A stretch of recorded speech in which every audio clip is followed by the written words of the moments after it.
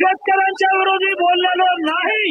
काही लोक राजकारण करतात. अध्यक्ष महोदय, मला या सभागृहाला सांगायचं, 13 कोटी जनतेला सांगायचंय, माझ्या मृत्यूनंतर माझे हाड सुद्धा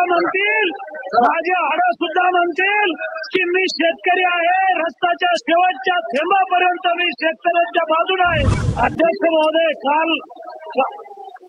महोदय, माझ्या हरकतीचा मुद्दा असा आहे की काल आणि आज 2 दिवस माझ्या नावाचा उल्लेख झालेला आहे, जे मी आयुष्यात कधी बोललो नाही.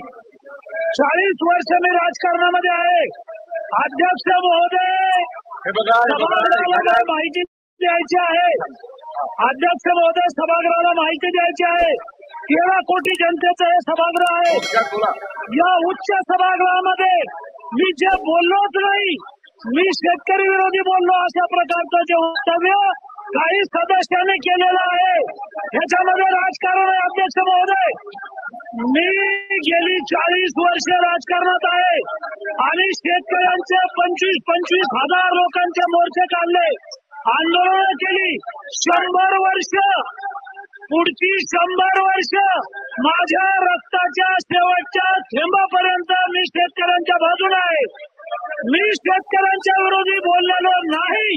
काही लोक राजकारण करतात. अध्यक्ष महोदय, मला या सभागृहाला सांगायचं, 13 कोटी जनतेला सांगायचंय, माझ्या मृत्यूनंतर माझे हाड सुद्धा म्हणतील की मी शेतकरी आहे. रस्त्याच्या शेवटच्या थेंबापर्यंत मी शेतकऱ्यांच्या बाजूने आहे. मी असं बोललेलो नाही. असं असलं तरी अध्यक्ष महोदय, महाराष्ट्रातल्या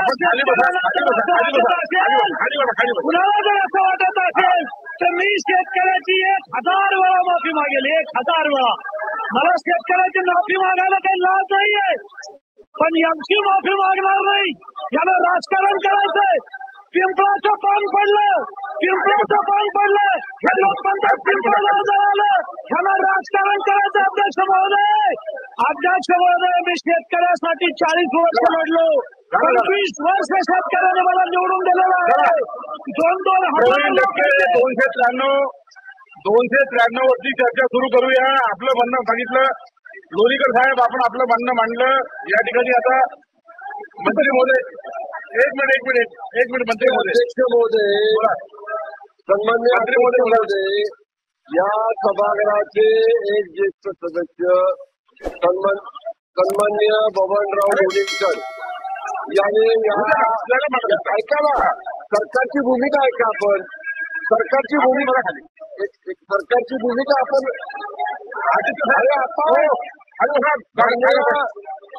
माननीय विरोधी पक्षाच्या सदस्यांना माझी विनंती आहे, आपण सरकारची भूमिका देखील समजावून घ्या.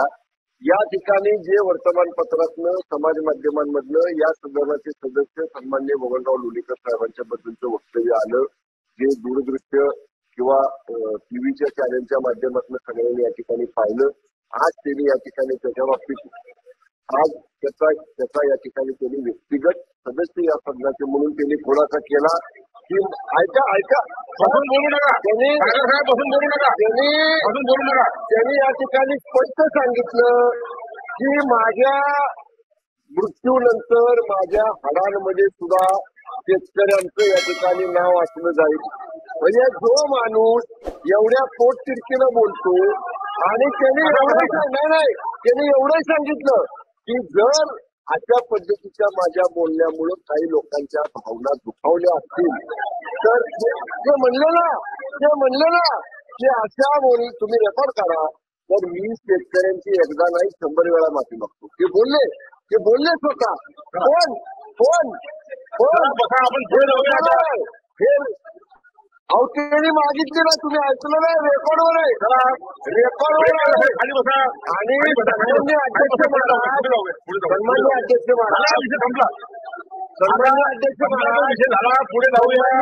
महाराज त्यांची सुद्धा बाजू या ठिकाणी ऐकली पाहिजे. त्यांचा उद्देश शेतकऱ्याची अशा पद्धतीचा अपमान करण्याचा नव्हता. त्यांनी स्पष्ट सांगितलं की तरी सुद्धा ते ज्या व्यक्तीला उद्देशून बोलले, ज्या व्यक्तीचा संदर्भ देऊन ते भाषण करत होते, त्या व्यक्तीच्या बद्दल ते बोलले, पण तोडून मोडून ते सगळ्या शेतकऱ्यांना जोडलं गेलं तरी देखील ते म्हणतात की मी शेतकऱ्यांची 100 वेळा माफी मागतो. ऑन रेकॉर्ड त्यांनी माफी मागितलेली आहे. पण अशा पद्धतीनं तोडून मोडून दाखवलेल्या टीव्हीच्या वक्तव्याचा राजकीय भांडवल आमच्या विरोधकांनी सुद्धा करू नये आणि या विषयावर आपण विनंती. महाराष्ट्रातील ताज्या बातम्यांसाठी बघत रहा टाइम्स टुडे 18 न्यूज. सोबतच शेअर करा, सबस्क्राईब करा आणि बेल आयकॉन प्रेस करा.